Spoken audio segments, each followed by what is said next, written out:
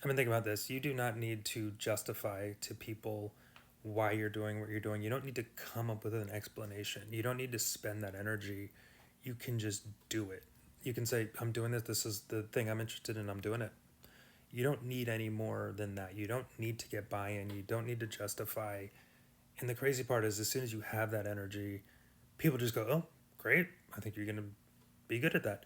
The more you sort of like are kind of on the edge of a cliff, on that slippery slope of, oh, do you think that's a good idea for me? What do you like that? Does that make you excited too? Does that comport with your idea and understanding of who I am and our relationship? Like, we overthink things and we feel like we need to spend energy explaining to people what we're doing, whether it's a new business venture, whether it's quitting your job to travel, whether it's becoming a writer, whether it's wanting to run a 5K when you're not maybe in shape to run a 5K and you're like gonna work out and get in shape, or you're gonna learn to play guitar at 40. We don't need to explain to anybody. Just lock in. God, don't you love it when you say? Sometimes lock in is the only phrase that works. So lock in to yourself, believe in yourself, and that energy that you're using to explain to people. Like, dude, this is totally me. This is totally me.